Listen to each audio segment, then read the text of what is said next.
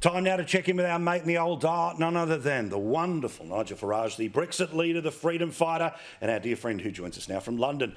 Big fella. So, can we just start with the snooker here? Because while I understand that there's serious stuff, and we'll get to it all in a second, I do love that the live commentary continued on where they were whispering, they were invoking the streakers of the past. There was even rolling coverage of the use of the Hoover. I loved every little detail of this.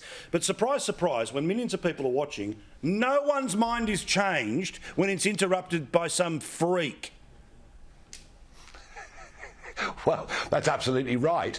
And it isn't just the snooker they disrupted, because the same people disrupted the Grand National. You know, our big steeplechase, probably the most famous horse race in the world, and they disrupted that on Saturday. I was there, and it directly led to one horse dying.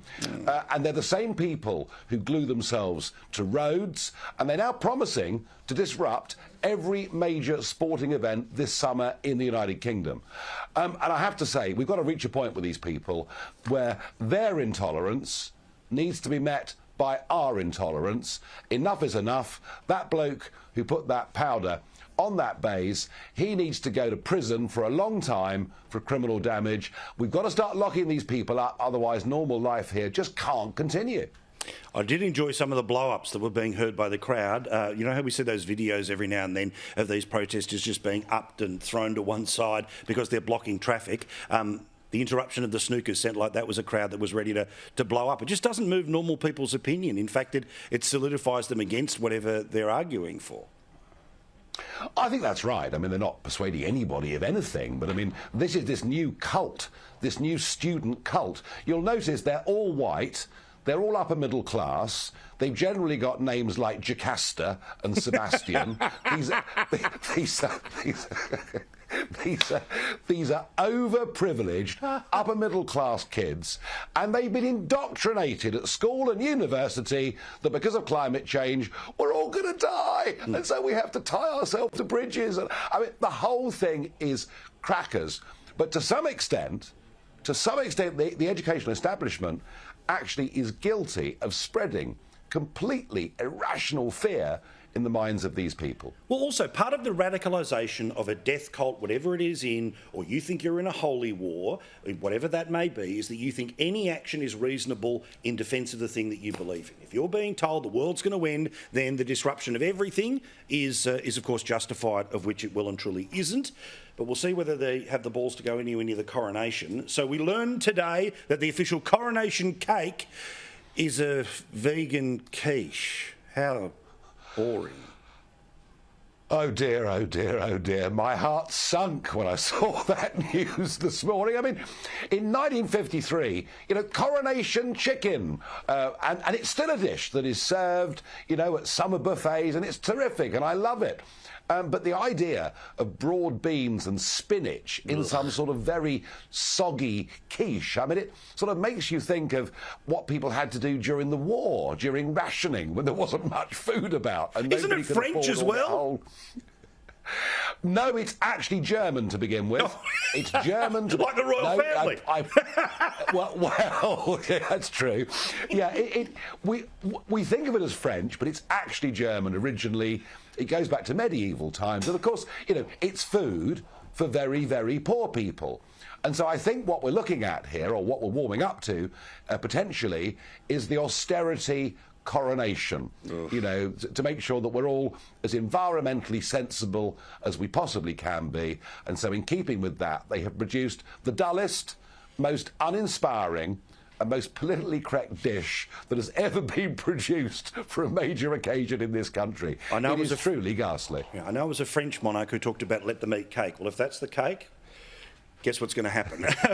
Metaphorically speaking, of course. Now, there's yet again a push on from the hard left that the royal family, no more sorries, they have to now start paying for slavery. They have to start paying reparations. They have to start sending back all the jewels, sending everything back. Do you think that Charles is going to ever give in to this stuff? Because it's going to be up to him to decide to do it. It's not going to be the Parliament. Well, the first thing that has to happen, of course, is an apology. An apology is being demanded ahead of potential reparations. There's a very, very interesting point here, and it's this. The royal family have already apologised. They did so on the 1st of June 1840. Prince Albert, Victoria's husband, did it. And if you repeat an apology, it means the first one wasn't sincere, which indeed it was. Charles is in danger.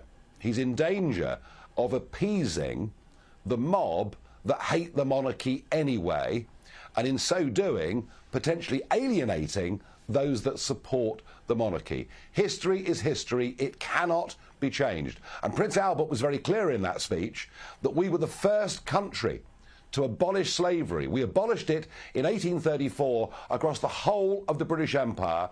We then spent decades using the Royal Navy to try and stop other nations pursuing slavery. You know, when it comes to history, I think the UK probably has a much prouder record than a lot of other countries, including some, of course, in which slavery still takes place today. And I think, Charles, this is a big moment for the monarchy. If he gives in on this, then I think he's going down a very slippery slope. I apologise, mate. I'm jumping into where the little breaths are there, but sometimes you're in the middle of a sentence, so I apologise for that. Last one here, though, which is one of the sadder things that in and around the events of the Queen's passing was that you had one wife who wasn't allowed to say goodbye to the Queen because they wanted to keep one away. Kate wasn't able to say goodbye because they wouldn't let Meghan go in there. That's heartbreaking for Kate, isn't it?